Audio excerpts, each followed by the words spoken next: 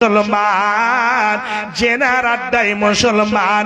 হে যুবক ভাই, এই জমিনের বুকে যতগুলো নিকৃষ্ট কাজ রয়েছে, এই কাজগুলোর মধ্যে যদি নিজের জীবনটাকে কাটান, তাহলে এই দুনিয়াও নষ্ট হয়ে যাবে এবং পরকালও নষ্ট হয়ে যাবে। সেই দিন এইরকম ভয়াবহ জায়গাতে থাকতে হবে, সেই দিন আগুনের মধ্যে জ্বলতে হবে, সেই দিন আর কোনো বের হওয়ার কোনো পথ থাকবে না। আল্লাহ রাব্বুল আলামিন এই চারখানা জায়গা থেকে বাঁচতে বললেন। বলছে, বান্দা, এগুলো শয়তানের আমল, এগুলো ভালো কাজ নয়। মদ কত জঘন্য জিনিস, মদ কত খারাপ জিনিস। মদটাকে আল্লাহ রাব্বুল আলামিন আগে নিয়ে এসেছেন। আজকে আপনি বলবেন শুধু মদ কাকে বলে? যেটাকে গিলাসে ঢেলে পান করা হয় পানির মতো, তাকে মদ বলে। সেটাকে শুধু মদ বলে না। হে বাপজান আমার, এই জায়গাটাতে লক্ষ্য করতে হবে, যে জিনিসটা খেতে গেলে, যে জিনিসটা পান করতে গেলে বিবেকটা হারিয়ে যায়, কোনো এইরকম কোনো খাস করে বিবেক বুদ্ধি থাকে না, কোনো এইরকম চেতনা থাকে না, একেবারে মাথা ঘুরে যায়, মাথা ঘুরে যায়, কিছুই চিনতে পারে না। নিজের মাকে মা বলে চিনতে পারে না, নিজের বোনকে বোন বলে চিনতে পারে না। এইরকম ভাবে যেগুলো জিনিসকে নিজের আকালটাকে হারিয়ে দেয়, সেই জিনিসগুলো একেবারে হারাম বলেছেন। আপনি বলবেন, মোল্লা সাহেব, বিড়ি খেয়ে মানুষের আকাল হারিয়ে যায় না, বিবেক উড়ে যায় না? তামাক খেয়ে বিবেক উড়ে যায় না? আপনি বলবেন, সিগারেট খেয়ে বিবেক উড়ে যায় না? রাত্রিবাস খেয়ে বিবেক উড়ে যায় না? গুটকা খেয়ে বিবেক উড়ে যায় না? এতগুলো জিনিস যদি আপনারা বলেন, তাহলে শোনেন, আপনার বাড়িতে যদি 10 বছরের একটা ছেলে থাকে, তাহলে সেই ছেলেটাকে একটু অল্প বা একটা পরিয়া ওই রাত্রিবাস বা গুটকা গুলোকে ফেড়ে তার মুখে দিয়ে দেখে দেন না। যদি না হয় তো গুলগুলা কমপক্ষে 100 গ্রাম বের করে ছেলেটার মুখে দিয়ে দেন। ছেলেটা মাতাল হচ্ছে কিনা, ছেলেটা মাথা ঘুরে পড়ছে কিনা, ছেলেটার বিবেক থাকছে না, হারিয়ে যাচ্ছে না, বেহুশে উল্টে পড়ে বমি করতে করতে একেবারে মনে হচ্ছে জান যাওয়া যাওয়া যাওয়া যাওয়া মরা মরা অবস্থা হয়ে যাচ্ছে। আপনি কতবার যে উল্টেছেন বিড়ি খেতে শিখতে গিয়ে, তামাক খেতে শিখতে গিয়ে কতবার যে উল্টে পড়েছেন, কতবার উল্টি হয়েছে। আজকে এতগুলো যে নেশাদার দ্রব্য জিনিস, আল্লাহকে দেখে যদি ভয় থাকে, আজকে যে কটা আপনারা বসে আছেন বাপজান আমার যুবক ভাই, আপনি কোন মুখ নিয়ে আল্লাহর কাছে যাবেন? আপনি কোন চেহারাটা নিয়ে আল্লাহর কাছে যাবেন? অনেকে বাপজানকে আমি দেখতে পাই, জর্দাওয়ালা পান এশারের নামাজ পড়ে নিল, খাওয়া দাওয়া করে মুখে পান দিয়ে গালে রেখে একেবারে গিয়ে ঘুমিয়ে গেল। আচ্ছা, আপনি বলতে পারবেন যে আপনার সকালটা জীবিত অবস্থায় হবে না মৃত্যু অবস্থায় হবে? যদি খোদা না খাস্তা আপনার যদি মরণ হয়ে যায়, তাহলে কোন জিসিবির লোল দিয়ে আপনার মুখ থেকে ওই জর্দাওয়ালা পানটাকে বের করবে? ওই মুখে যতগুলো যে জঘন্য জিনিস মুখে ঢুকে আছে, কি দিয়ে বের করবে? এই মুখ নিয়ে আল্লাহর কাছে যাবেন?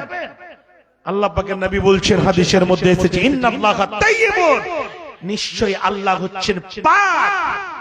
আল্লাহ পাক জিনিসকে কবুল করেন, অপবিত্র জিনিসকে আল্লাহ কখনো কবুল করেন না। নবীজি বললেন, যে জিনিসটা খেতে হালাল, কিন্তু কাঁচা জিনিস খেয়ে রসুন এবং পেঁয়াজ, এই দুটো জিনিসকে খেয়ে মসজিদে যেতে মানা করলেন, বাধা দিলেন। কেন? এই মুখ দিয়ে গন্ধ বের হবে, মুখ দিয়ে যে গন্ধ বের হবে মানুষ কষ্ট পাবে, পার্শ্বে যারা দাঁড় হবে তারা কষ্ট পাবে, এই যে আপনার দুই কাঁধের উপরে দুটা ফেরেশতা রয়েছে তারা কষ্ট পাবে। তো তোমরা খেয়ে যেও না। আর আপনি যে রাজনিবাস আর গুটকা খেয়ে আপনি যে মসজিদে যাচ্ছেন, তো আপনার মুখ দিয়ে কি মুস্কি আম্বারের খুশবু বের হবে? কি আপনার মুখে এই জঘন্য জিনিস, আরে জঘন্য জিনিস নিয়ে আমরা মসজিদে চলে গেলাম, আর মসজিদে গিয়ে থুতু করে ফেলে দিয়ে আমরা কি করলাম? উজু করলাম, উজু করে আল্লাহর আগা দিকে দাঁড়িয়ে গেলাম, আল্লাহু আকবার, আলহামদুলিল্লাহি রাব্বিল আলামিন, আর রহমানির রহিম চালু করলাম, একদম সূরা পড়লাম, নামাজ পড়লাম, সবই করলাম, আবার মসজিদ থেকে বের হয়ে এসে আবার চালু করলাম দাঁই দিতে, আর দাঁই দিয়ে দিয়ে দিয়ে তামাক মুখে গেল, সিগারেট মুখে গেল, জর্দা মুখে গেল। এই হারাম মুখটা নিয়ে কেমন করে আল্লাহ কি আমাদের দোয়া কবুল করবেন? আল্লাহ কি আমাদের দোয়া কবুল করবেন?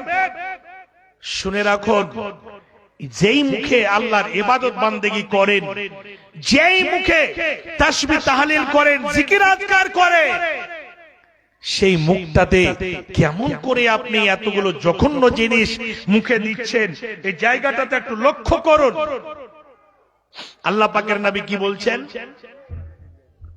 ওরে আমার উম্মতেরা, ওরে আমার সাহাবীরা, তোমরা শুনে নাও, এই পৃথিবীর বুকে যতগুলো নিষেধাজ্ঞ জিনিস রয়েছে, কুল্লু মুস্কুরিন হারামুন ওয়া কুল্লু খামরিন হারাম, যতগুলো নিষেধাজ্ঞ জিনিস রয়েছে, বিড়ি থেকে নিয়ে, সিগারেট থেকে নিয়ে, জর্দা থেকে নিয়ে, পান থেকে নিয়ে, যে জিনিসে নেশা রয়েছে সমস্ত জিনিস হারাম।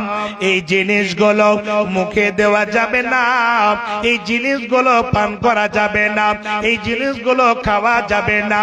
হে বাপজান আমার, এই হারাম জিনিসকে, এই হারাম জিনিস পান করে আমরা আল্লাহকে সন্তুষ্ট করতে পারবো না, আল্লাহকে আমরা রাজি করতে পারবো না।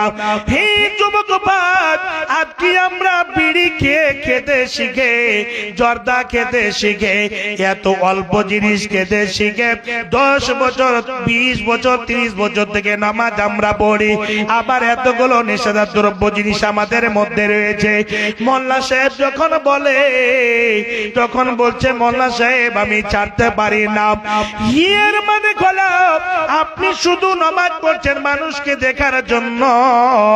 আল্লাহ রাব্বুল আলামিন কোরআনের মধ্যে ঘোষণা দিয়েছেন, ইন্নাস সালাতা তানহা আনিল ফাহশাই ওয়াল মুনকার, নিশ্চয় নামাজ জঘন্য জিনিস থেকে দূরে সরিয়ে রাখে, মুনকার কাজ থেকে দূরে সরিয়ে রাখে। যদি আমরা আল্লাহকে সন্তুষ্ট করার জন্য নামাজ পড়ে থাকি, আল্লাহকে রাজি করার জন্য আমরা যদি নামাজ পড়ে থাকি, আমরা যদি আল্লাহকে সন্তুষ্ট করার জন্য সিয়াম পালন করে থাকি, তাহলে আমরা জীবনে জেনার আড্ডায় যাব না, আমরা জীবনে নেশাদাদ্রব্য জিনিস খাবো না, পান করবো না, আমরা জীবনে গীবতের আড্ডায় যাব না। যতগুলো জঘন্য কাজ রয়েছে ওই কাজগুলোতে আমরা জীবনে পা দেব না। হে বাপজান আমার, হে মা জননী আমার, শুনে রাখুন, লক্ষ্য করুন, আল্লাহ রাব্বুল আলামিনকে দেখে যদি আমরা ভয় করি, তাহলে শুনে নেন আমরা জীবনে কোনোদিন খারাপ কাজে আমরা পা দেব না, আমরা জীবনে কোনোদিন এইরকম জঘন্য জিনিস আমরা মুখে উঠিয়ে দেব না। শুনে রাখুন, সাহাবীদের ঈমান কেমন ছিল, যখন শরাবকে আল্লাহ হারাম করেননি, শরাব সেই যুগে সাহাবায়ে কেরাম কি করতেন, শরাব পান করতেন এবং শরাব গুলোকে কি করতেন, ঘাড়ার মধ্যে ভরে ভরে রাখতেন। পানিতে পানি যেই মতো করে আমরা কলসের মধ্যে, আমরা এরকম ড্রামের মধ্যে পানিগুলোকে বোঝ করে রাখি পানি পান করার জন্য, সেই সময় শরাবগুলোকে পানির মতো করে কলসের মধ্যে ঢুকিয়ে রাখতে। একদিনের ঘটনা, হঠাৎ করে আল্লাহর অর্ডার হয়ে গিয়েছে, আজ থেকে শরাব হারাম ঘোষণা দিয়ে দেওয়া হলো। যখনই বিশ্বনবী বলেছেন আজ থেকে শরাব হারাম হয়ে গেল, হুরমাতুল খামর যখন বলা হয়েছে, সঙ্গে সঙ্গে সাহাবীদের কানে যখন আওয়াজটা পড়ে গিয়েছে, হারামের ঘোষণা চলে এসেছে, আজ থেকে আর মদ পান করা যাবে না। যারা মদ ঢেলে নিয়েছিলেন গিলাস সাথে করে আছে, শুধু হাতে করেছে, পান করেনি, শুধু আওয়াজটা পেয়েছে, আজ থেকে আল্লাহ রাব্বুল আলামিন মদকে হারাম করে দিয়েছে। সঙ্গে সঙ্গে হাত থেকে গিলাসটাকে ছুঁড়ে ফেলে দিয়েছে। যখনই বলেছে এরকম খবর যখন কানে পড়েছে, আজ থেকে আল্লাহ মদকে হারাম করে দিয়েছে, অনেক খাস করে সাহাবীরা মদ এইরকম গিলাসে ঢেলে মুখে ধরে নিয়েছে পান করার জন্য। সঙ্গে সঙ্গে যখন এই খবরটা শুনেছে, সঙ্গে সঙ্গে কি করেছে, মুখ থেকে গিলাসটাকে টেনে ছুঁড়ে ফেলে দিয়েছে। যতগুলো ঘাড়ার মধ্যে মদ ঢুকানো ছিল, যতগুলো কলসির মধ্যে মদ ছিল, লাথি মেরে ভেঙে দিয়েছে। হে বাপজান, আমার যুবক ভাইয়েরা, সঙ্গে সঙ্গে যে মতো দেখবেন একটা ছোট্ট ক্যানাল দিয়ে পানি বয়ে যায়, এতগুলো মদ ভরে রেখেছিলে।